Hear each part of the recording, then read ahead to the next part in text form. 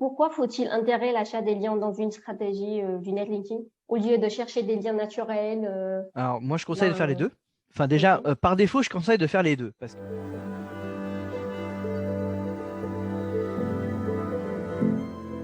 Bonjour à tous. Aujourd'hui, j'ai le plaisir de recevoir Jackie, le président et Ça me va. fondateur de Links Garden. Et aujourd'hui, Jackie va vous présenter ses solutions de Links Garden et aussi l'importance des backlinks, du netlinking dans une stratégie du référencement. Moi, c'est Jackie. Je fais du SEO depuis 10 ans, un peu plus de 10 ans. En fait, ça fait plusieurs années que j'en fais depuis 10 ans, donc ça fait 11 ou 12 ans. Ok. Je suis spécialisé sur les backlinks, hein, sur Mhm. les liens, donc le off-site. Du coup, j'ai fondé donc Links Garden, qui est à la fois une plateforme de backlinks, donc il y a un catalogue, donc les gens peuvent venir et choisir les backlinks qu'ils ont besoin, les sites dont ils ont besoin. Mhm. Euh, et euh, on affiche les métriques, les gens peuvent voir les sites. D'abord, il y a plusieurs choses. Donc là, on a effectivement la partie de la plateforme et puis aussi, on a aussi effectivement la partie gestion de projet qui permet en fait de faire gagner du temps donc aux clients, donc aux agences et aux clients, où on va faire l'analyse de backlinks, on va analyser les SERP, on va analyser la concurrence, on va voir tout ce qui va, tout ce qui ne va pas au niveau des backlinks et on va faire une proposition de valeur, donc une stratégie sur les backlinks à faire, donc dans les jours les mois à venir, dans les semaines à venir, qu'est-ce qu'il faut faire, voilà, pourquoi est-ce qu'on est en telle position et pas en telle position. On va analyser la Ok. situation et faire une proposition stratégique pour le client. Et si ça ne marche pas, on va essayer de retrouver une autre stratégie pour trouver mieux. Et voilà, en général, on finit par trouver et on finit par gagner des positions et avancer. En gros, le SEO, enfin, si on peut diviser ça en trois familles, donc on a le technique, le contenu et la popularité. C'est vraiment trois piliers majeurs du SEO. Euh, la technique, Ok. ça va être le site en lui-même, donc le temps de chargement, tout le côté technique, hein, disons. Et ensuite, si on ne peut pas accéder au site, ça ne marche pas. Je veux dire, le moteur de recherche, le crawler, il ne peut pas venir chercher. Donc, c'est vraiment la base. Bah, carrément. Ensuite, on a le contenu. Pour moi, moi, je parle du contenu, voilà, du on-site. Ça peut Ouais. être l'amélioration de toutes les titles, les HN, le Le maillage interne, contenu, les tout ça. les pages qui ne fonctionnent plus. Vraiment, toute la partie on-site, pour moi, c'est voilà, c'est ce deuxième pilier. Et ensuite, on a la popularité qui vient pour moi vraiment euh, pas forcément en dernier, parce qu'on peut très bien commencer à faire du backlinks dès le premier jour, avant même de lancer un site, hein. J'ai déjà vu des gens faire Bah des ouais. backlinks avant même d'avoir acheté le nom de domaine. Donc, c'est faisable, ça se fait. C'est un peu risqué parce que du coup, il faudra changer les URL si le nom de domaine est racheté entre-temps, mais ça Ouais. se fait. Voilà, on peut très bien le faire. Mais moi, je trouve que c'est très important de travailler les deux premiers piliers aussi, et sans les négliger, parce que le retour sur investissement sera meilleur si on travaille ces deux piliers pour ensuite travailler, en travaillant ensuite les backlinks en même temps. Parce que si on Mhm. travaille que les backlinks, le retour sur investissement sur les positions gagnées ne va pas être autant qu'il aurait pu être si on avait Ouais. travaillé le on-site et le contenu et ainsi que la technique. Le backlink, ça fait partie de la stratégie. Pour moi, c'est vraiment le truc qui fait gagner les dernières positions aussi. Donc, un site qui est 9e, 10e ou alors même 19e, 20e, il aura beau optimiser son contenu, ça se trouve, il est déjà très très bien optimisé, il ne pourra pas mieux Mhm. faire. Le temps de chargement du site, ça se trouve, il est déjà très très bien. Ouais. Le site fonctionne, les pages sont accessibles, il renvoie les bons headers, enfin, les bons heads. Enfin, franchement, Bah, surtout si tout est bon, dans le secteur qui est super concurrentiel, du coup, les backlinks, ça joue vraiment un c'est rôle ça, très, voilà. très Donc c'est surtout crucial, là où quoi. c'est concurrentiel. Ouais. Sur du moins concurrentiel, le contenu, le technique, tout ça, ça peut suffire. Et dans le local, notamment, le SEO local, ça se fait très très bien, ça peut largement suffire Ouais. sur du SEO local. Maintenant, si on veut commencer à faire du national, si on a un e-commerce, si la thématique est assez concurrentielle, oui, clairement, il faut faire des backlinks. Sur ta plateforme, comment tu évalues des liens, du coup, comme au début, tu m'as dit que tu as plusieurs indicateurs, ça vient de plusieurs outils, du coup, est-ce Ouais, que tu peux nous alors partager, tout ça à l'heure, vient j'ai d'où dit ces qu'on utilise. indicateurs? Ouais. Ouais, sur la plateforme Garden, les métriques qu'on peut trouver sont le TFCF RD de Majestic, le Ok. Les DR fameux. de Ok. Href, Ok. et le DA de Moz. Donc ça, Ok, c'est d'accord. les métriques qu'on propose. Donc on réfléchit pour ajouter d'autres métriques, donc notamment le patate score, il me semble, de Rank Explorer, parce que il Ok. y a le site voilà, qui est gratuit d'ailleurs, il me semble, où on peut voir la Patate.fr. patate qu'envoie un site, Ouais. donc ça c'est rigolo. Mais le nom, en fait, il est vachement fun, et quand je dis le mot patate à un client, je pense en fait tout de suite à ce site-là, quoi, patate.fr, Ouais. donc c'est très rigolo. Vu que Linux Garden est un partenaire très très important de Ranxplorer Hmm. et je sais que vous avez utilisé les données de Ranxplorer pour qualifier vos liens. Du coup, est-ce que Tout tu à peux nous fait, expliquer tout à pourquoi tu as fait. On les a choisi nos utilisés, données c'est ça, on les utilise toujours d'ailleurs.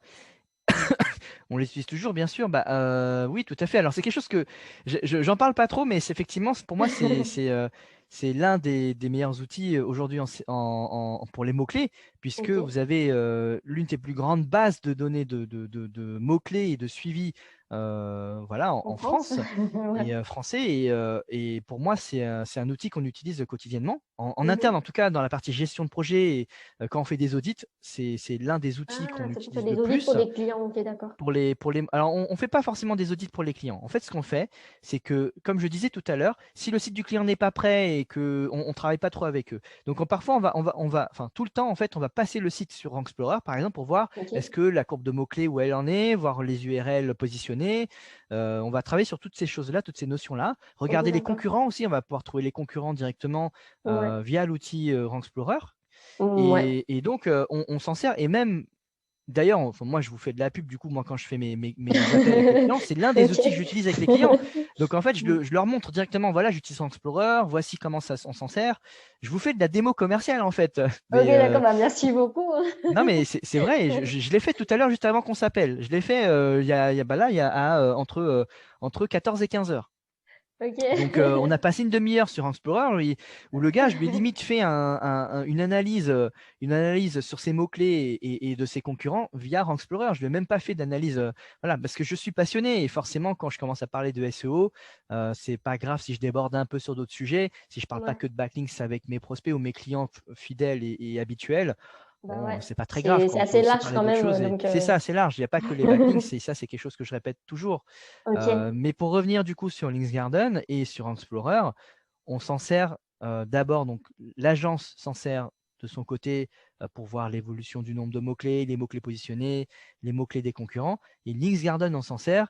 On prend aussi dans la base de données de Explorer pour notre service des pages positionnées. Donc, on utilise plusieurs Ah, services, ok. dont celui de Explorer, qui est le service principal, pour pouvoir checker du coup les mots-clés de nos éditeurs, de nos sites éditeurs, de nos propres sites. Ok, En gros, d'accord. on propose un service de pages qui ont déjà été écrites et qui sont déjà positionnées sur Google Ok. et donc qui ont un certain nombre de mots-clés. Donc, on a un moteur de recherche où on tape effectivement les mots-clés et puis on peut trouver ces pages-là. Et on se sert effectivement en partie des datas de Rank Explorer. Est-ce que tu peux nous expliquer pourquoi faut-il intégrer l'achat des liens dans une stratégie du netlinking au lieu de chercher des liens naturels Alors, moi, je conseille de faire les dans, deux. Enfin, ok, déjà, par défaut, je conseille de faire les deux parce qu'il y a des liens ok. très faciles à avoir enfin, pour n'importe qui. Il suffit d'aller chercher ses fournisseurs, ses partenaires, ses clients, Mhm. de leur demander. Et en général, ça se fait très, très bien. Donc, ça, c'est vraiment une bonne base déjà pour commencer. Ça permet de diversifier ces liens et souvent, c'est des liens qu'on ne peut pas forcément acheter. Il y a aussi cette notion-là. Ok. Ensuite, il y a des choses faciles à faire, aller chercher des annuaires, aller sur les forums. Ça se fait très bien, ça marche Faut très bien. fouiller, faut chercher quoi pour trouver. Il faut fouiller, il faut chercher, Voilà. ça fonctionne et il faut diversifier son profil de lien. Voilà. Ok, du coup, comme tu as dit, en fait, c'est quoi vraiment l'importance de l'achat des liens pour Ouais, alors si, c'est quand même, enfin, je veux dire, en ouais. fait, là où l'achat de lien va intervenir, c'est le gain de temps. Et finalement, parce que tous les liens que tu peux avoir directement sur les plateformes, tu peux les avoir toi-même. Mais ça prend du Ok, temps, en fait. Ça ouais. prend du temps. Je veux dire, moi j'ai pas honte de dire que bah faites-le. Enfin, je veux dire, si tu as le temps, parce que la discussion avec l'éditeur ne se fait aussi plus rapidement, puisque nous, il y a un plugin qui est installé, ça permet enfin, la plupart du temps, il y a un plugin qui est installé, il y a comment dire, les articles sont publiés directement sur les sites. Parfois, il y a de la validation automatique par les éditeurs, ça veut dire qu'il n'y a même pas besoin qu'ils cliquent sur quoi que ce soit. Eux reçoivent l'argent parce qu'on a posté un article chez eux pour un de nos annonceurs. Et les annonceurs, en fait, ils ont un gain de temps sur ça, alors que aller sur le bouton contact, envoyer un mail, noter sur son fichier Excel qu'on a contacté telle personne à telle date, que tel machin nous demande combien, on envoie la facture, les machins. Non, je veux dire, quand on travaille chez l'annonceur, un SEO in-house, ou en tant qu'agence, on veut gagner du temps. Et c'est pour ça que les plateformes sont là. C'est pour faire gagner du temps et aussi pour une question de confiance. Parce que le lien est garanti pendant un certain temps. Nous, on garantit les liens au moins 2 ans. Ce qui fait que si un lien disparaît au bout de 1 an, on rembourse au prorata de 50%, enfin, du coup, au prorata des 2 ans. Donc, il y a quand même une certaine garantie. Il y a un paiement qui se fait à la fois, l'annonceur paye directement. Donc, l'annonceur, en fait, lui, va payer. L'éditeur, lui, sera payé dès que le lien est posté. Et je pense qu'aujourd'hui, le coût en vaut la chandelle parce que ça permet d'acquérir beaucoup de liens assez rapidement, d'avoir un service premium parce qu'il y a un suivi, il y a une analyse, il y a une stratégie et un service client, en fait. D'accord, du coup, on peut fouiller, on peut chercher partout, mais après, c'est vrai qu'aussi quelqu'un qui n'a pas de compétences en lien, du coup, c'est ça, voilà, il y a aussi une question de faire ça, quoi. compétence. C'est Du coup, ça, on peut là, aussi faire vraiment, il y a n'importe un quoi sans le savoir. accompagnement. Donc, c'est ça, tout à fait. Ok, d'accord. Et aussi, c'est super intéressant ce que tu partages parce que c'est vrai que des gens qui disent, bah, si je peux chercher un lien naturel, c'est quoi l'intérêt d'acheter un lien, quoi. Du coup, là, c'est vrai que la perte de temps, c'est la perte de l'argent, quoi. Et, C'est ça, c'est ça. et du coup, en tant qu'expert, bah, je t'appelle expert des liens parce que là, c'est vraiment que tu es très attaché à ce sujet-là.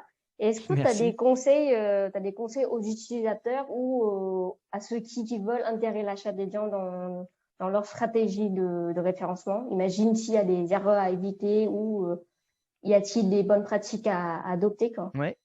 Alors après, chaque SEO aura sa façon de voir les liens. Je précise toujours et je peux pas dire que j'ai la parole. Enfin, je veux dire, moi, je sais ce que je fais pour moi et pour mes clients, mais voilà, on a d'autres personnes qui travaillent de d'autres façons et donc je respecte toutes les façons de faire. Ok. Et donc, si j'ai un conseil à faire selon ma vision du truc, Mhm. c'est effectivement d'avoir des backlinks idéalement avec du texte thématisé. Ça, c'est vraiment le minimum. Aujourd'hui, c'est vraiment ce qui se fait en France, en tout cas. Ok. C'est la base de la base, c'est d'avoir un texte qui soit thématisé euh, autour du mot-clé ou autour du site du client, déjà, de Ok. votre site, du coup. Ça, c'est vraiment le conseil de base, quoi. C'est vraiment ça. Ensuite, je dirais que il y a beaucoup de gens qui font encore l'amalgame entre, là notamment sur la thématique des sites. Mhm. Oui, c'est bien d'avoir des sites thématisés, c'est très très bien, mais ça dépend du prix, ça dépend du retour sur investissement. Donc, par exemple, un site Aussi, qui va ouais. être généraliste enverra probablement un peu moins de jus, thématisé, donc un peu moins de Mhm. TTF comme on dit, mais un peu moins de jus en fait thématisé, jus Mhm. thématique, parce que c'est un site généraliste. Mais s'il coûte 2 fois moins cher, il faut voir si ça vaut le coup par rapport à un site thématisé qui va envoyer peut-être pas 2 fois plus de jus. Donc en fait, tout ça, il faut le mesurer et il ne faut pas avoir peur d'acheter, enfin, même pas forcément d'acheter des liens, il ne faut pas avoir peur de faire des liens déjà. Et je pense que ça, c'est une peur qui nous habite depuis 10 ans, hein, pratiquement, depuis Pingouin, en fait, depuis une certaine mise à jour de Google. Ouais, il y a le pingouin, ouais. Tout à fait. Mais faut pas avoir peur parce que si nous on n'en fait pas, c'est les autres qui vont en faire et ils vont gagner les positions à notre place. Voilà. C'est une Ok, question de d'accord. business finalement. Ça marche très très bien.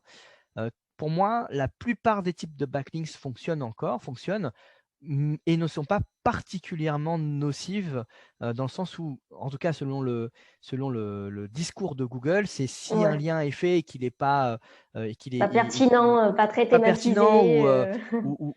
ou manipulé.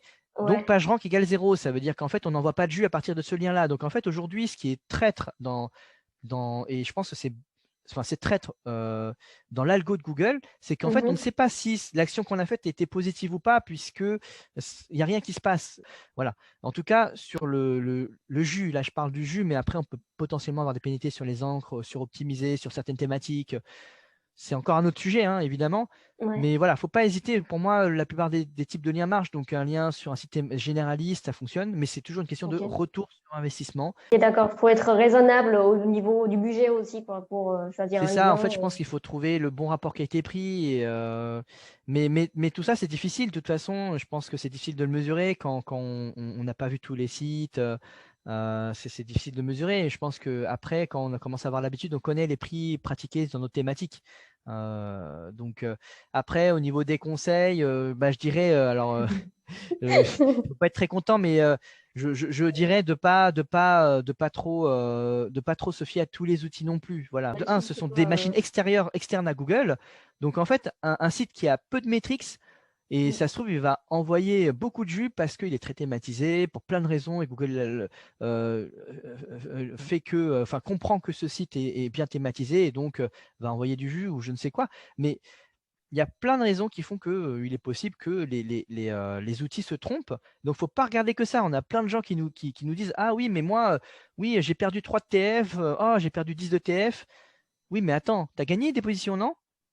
Donc, en fait, c'est ça. On a plein de prospects qui viennent et qui nous disent: Ouais, ouais. «Ah, je travaillais avec un de vos concurrents, je suis pas content, j'ai perdu en TF». Et déjà, je Ok. note, enfin, je suis là, je commence à, enfin, je deviens blanc, quoi, parce que je me dis: Ouais. «Bon, c'est warning pour moi tout de suite et je note, hein, et puis j'essaie de lui expliquer évidemment. Je lui dis bon, ça c'est pas de la faute du concurrent ou quoi. Enfin, je veux dire, Ah est-ce ouais. que vous avez gagné des positions? Et le pire, ça m'est arrivé hier. Je vois sa courbe de Ranksplaurer. J'utilise Ranksplaurer et je vois le hier. Attends, pas hier parce on était dimanche, mais vendredi. Vendredi, j'ai un call avec un client. Je vois sa courbe de trafic, elle explose. Enfin, je veux dire vraiment, ça Mhm. monte. Il est chez quelqu'un, chez un de nos concurrents. Et Ok, ok. je veux dire. Ça fonctionne, je veux dire, ça fonctionne, hein. Mais il me dit, ah, j'ai perdu en TF, je suis pas content, je veux changer de plateforme. Mais là, je lui dis, mais attendez, ça Après, marche, le but, restez c'est là. de Enfin, je veux gagner dire, le positionnement, quoi.